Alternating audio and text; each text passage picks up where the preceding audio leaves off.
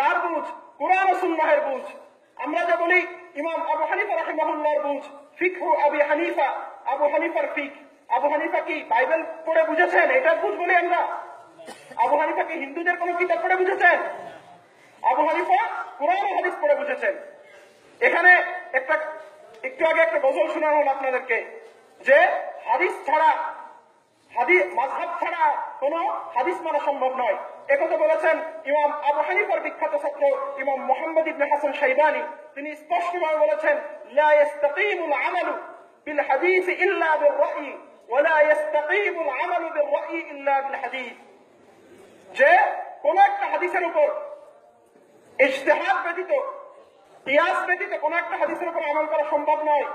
আবার কোন একটা কিয়াস, কোন একটা ইজতিহাদ, এটা হাদিস ব্যতীত সঠিক হয় না। এজন্য আমরা যে বলি যে আমরা মাযহাব অনুসরণ করি, এই মাযহাব মূলত কিসের নাম বলেন? কুরআন ও হাদিস থেকে যে সমস্ত মাসলা মাসাইল সংগ্রহ করা হয়েছে, কুরআন ও হাদিস থেকে যে সমস্ত মাসলা মাসাইল বের করা হয়েছে, এর সংকলনকে কি বলে? মাযহাব বলে। মাযহাব আর কুরআন ও হাদিস কি ভিন্ন জিনিস? তারা আপনাদেরকে বলবে যে তোমরা কুদুরি পড়ো, আমরা বুখারী পড়ি, বলে না? তোমরা আমরা তিরমিজি পড়ি, তোমরা হিদায়া পড়ো, এ ধরনের কথা বলে না? হিদায়া কি ইসলামের বাইরের জিনিস? কুদুরি ইসলামের বাইরের জিনিস? গবেষকগণ কুরআন ও হাদিসের একটি আয়াত, একটি হাদিস থেকে যে সমস্ত মাসলা মাসাইল বের করেন, এই সমস্ত মাসলা মাসাইল কুরআন হাদিসেরই অংশ। যারা কুরআন ও হাদিস থেকে আহরিত, কুরআন ও হাদিস থেকে গৃহীত কোন মাসলাকে অস্বীকার করে, এটাকে অন্য কিছু বলে, এরা মূলত কুরআন ও হাদিসকে অস্বীকার করে।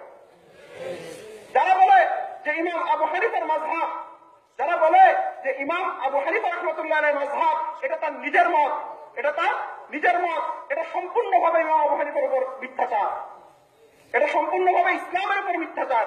কারণ ইমাম আবু হানিফা রাহিমাহুল্লাহর মাযহাব মূলত কুরআন ও হাদিস থেকে নেওয়া সবকিছু সংকলন, এগুলোকে বলে মাযহাব। তো কেউ যদি আপনাকে বলে যে মাযহাব কি জিনিস, তাহলে বলতে পারবেন না যে কুরআন ও হাদিস থেকে সংগৃহীত মাসলা মাসাইলকে কি বলে? মাযহাব বলে। এরা আপনাকে জিজ্ঞাসা করবে যে আচ্ছা ঠিক আছে, বুঝলাম মাযহাব মানতে হবে, তো ইমাম মাহদী আলাইহিস সালাম কোন মাযহাব মানবেন? ঈসা আলাইহিস সালাম কোন মাযহাব মানবেন? কবরে কি মাযহাব সম্পর্কে কোনো প্রশ্ন করা হবে? তো আমরা যদি এতটুকু বুঝে থাকি যে কুরআন ও হাদিস থেকে গৃহীত মাসলা মাসাইলকে মাযহাব বলে, তাহলে কুরআন ও হাদিস থেকে মাযহাবকে পৃথক করার কোনো সুযোগ নেই। ঈসা আলাইহিস সালাম যখন পৃথিবীতে আসবেন, তখন তিনি কুরআন হাদিস তো মানবেন কিনা বলেন? আর কুরআন ও হাদিস যদি তিনি মানেন, তাহলে কুরআন ও হাদিসে মাযহাব এক একটা তৈরি হয়েই যাবে। তিনি যদি বর্তমান কুরআন ও হাদিস মানেন, ঈসা আলাইহিস সালাম এসে যে বর্তমান আমাদের কাছে যে কুরআন ও হাদিস রয়েছে, তো ঈসা আলাইহিস সালামও যে কোনো একটা গ্রহণ করতে বাধ্য। হয় তিনি রফে দান করবেন, না হয় করবেন না। হয় তিনি জোরে আমিন বলবেন, না হয় বলবেন না।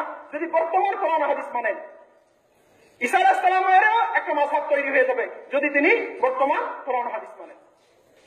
একইভাবে আপনাদেরকে একটা প্রশ্ন করে যায় যে ঈসা আলাইহিস সালাম, আপনারা তো আহলে হাদিস মানে হাদিস মানেন, ঈসা আলাইহিস সালাম কি মানবেন? আপনাদের দাবি অনুযায়ী হাদিস মানবেন, তাই তো? তো ঈসা আলাইহিস সালাম যদি হাদিস মানেন, তাহলে হাদিস মানার আগে কি লাগে বলেন? হাদিস সহিহ না যায়িফ এটা নির্ণয় করতে হয়। তো ঈসা আলাইহিস সালাম কার তাহকিক অনুযায়ী হাদিস সহিহ যায়িফ নির্ণয় করবেন, এটা বলে যান। ইমাম বুখারীর তাহকিক অনুযায়ী, ইমাম মুসলিমের তাহকিক অনুযায়ী, না নাসিরউদ্দিন আলবানীর তাহকিক অনুযায়ী? হাদিস মানতে হলে কি লাগবে? হাদিস সহিহ না যায়িফ এটা জানতে হবে। তো ঈসা আলাইহিস সালাম যদি দুনিয়াতে এসে হাদিস মানেন, তাহলে কারো তাহকিকের দিকে যেতে হবে, আর না হলে তাকে গবেষণা করে পড়াশোনা করতে হবে যে কোন হাদিস সহিহ, কোন হাদিস যায়িফ। তো ঈসা আলাইহিস সালাম যদি হাদিসের এই ব্যাখ্যা, হাদিসের পার্থক্যের করার ক্ষেত্রে যদি আপনাদের মতামত, ইমাম বুখারীর মতামত মানতে পারে, ইমাম মুসলিমের মতামত মানতে পারে, অন্য কোনো ইমামের মতামত মানতে পারে, তাহলে ফিকহের ক্ষেত্রে যে কোনো একজনের ইমামের বক্তব্য মানতে পারবে, অসুবিধা নেই। কবরে মাযহাব সম্পর্কে সওয়াল করা হবে কিনা? অবশ্যই সওয়াল করা হবে। বুখারী শরীফের riwayat রয়েছে, মা দারাইতা ওয়ালা তালাইতা, যে যারা কবরে সওয়াল জবাবের উত্তর দিতে পারবে না, তাদেরকে ফেরেশতারা মার দিবে আর বলবে যে তুমি নিজে বোঝো নাই, নিজে মুস্তাহিদ ছিল না, মা দারাইতা ওয়ালা তালাইতা ওয়ালা তাবাতাল উলামা, যে উলামায়ে কেরামের অনুসরণ করো নাই।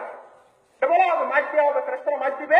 আর কথা বলবে যে হয় নিজে তুমি মুস্তাহিদ ছিল না, নিজে গবেষণা করতে পারো নাই, আবার কাউকে মানো নাই। কিয়ামতের দিনে একই পরিস্থিতি হবে। ক্বালু লাউ নাসমাউ আও নাকিলু মা কুননা ফি আসহাবিস সাঈদ, যে তারা বলবে জাহান্নামীরা যে যদি আমি নিজে বুঝতাম অথবা কারো অনুসরণ করতাম, নিজে বুঝতাম অথবা কারো অনুসরণ করতাম, তাহলে আজকে আমি জাহান্নামী হতাম না। এরা আপনাকে বিভ্রান্তিতে ফেলার জন্য বলবে যে এই মাযহাব শব্দ বুখারী শরীফে এসেছে, কোরআন হাদিসে কোথাও নাই। মাযহাব শব্দ এসেছে বুখারী শরীফে কিসের অর্থে? বাথরুমের অর্থে। নাউযুবিল্লাহ।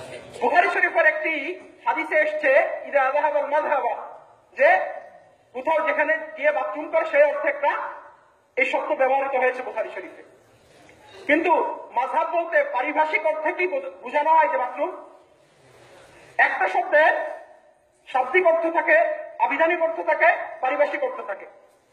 যেই শব্দ যেই অর্থে পারিভাষিক অর্থে যদি প্রসিদ্ধ হয় তাহলে সেটার অর্থ নিতে হবে, যদি শাব্দিক অর্থে প্রসিদ্ধ হয় সেটার অর্থ নিতে হবে।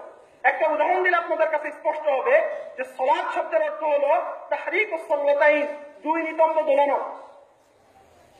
এখন কেউ যদি বলে যে আকিমুস সালাহ, নামাজ কায়েম করো মানে নিতম্ব দোলাও, এটা হবে? বলেন। এদের যে চিন্তাধারা, এই চিন্তাধারা অনুযায়ী যদি সলাতের শাব্দিক অর্থ নিয়ে নামাজের আযান দেওয়ার পরে যদি নিতম্ব দোলাইতে থাকে আর নাচতে থাকে, তাহলে তারা নামাজ হবে? কোন শব্দের অর্থ বাহ্যিক একটা অর্থ যদি আবিধানিক অর্থ থাকে, কিন্তু পারিভাষিক অর্থটা আমাদের দেখতে হবে। সলাতের পারিভাষিক অর্থ হলো নির্দিষ্ট সময়ে কিছু আমল করা, এটাই হলো সলাত। একইভাবে একটা বাংলা উদাহরণ দিই, গবেষণা এর যদি ভাগ করেন তাহলে হয় হলো গোযোগ এসোনা, মানে গরু খুঁজা। তো গবেষণা মানে কি গরু খুঁজা? গবেষণা মানে রিসার্চ করা, কোনো কিছু বিশ্লেষণ করা। এইভাবে এরা সাধারণ মানুষকে বিভ্রান্ত করার চেষ্টা করছে। আব্দুল্লাহ ইবনে মুবারক রাহিমাহুল্লাহ স্পষ্ট ভাবে বলেছেন যে লা তাকুলু রা'য়া আবি হানিফা, লা তাকুলু রা'য়া আবি হানিফা। ইমাম আবু হানিফা রাহমাতুল্লাহ আলাইহি কুরআন ও হাদিস থেকে যে সমস্ত মাসলা বের করেছেন, এগুলোকে তোমরা বলে না যে এটা ইমাম আবু হানিফার নিজের মত, একথা তোমরা বলে না, বরং বাল কুলু তাফসীর আল হাদিস, এগুলো হলো কুরআন ও হাদিসের ব্যাখ্যা।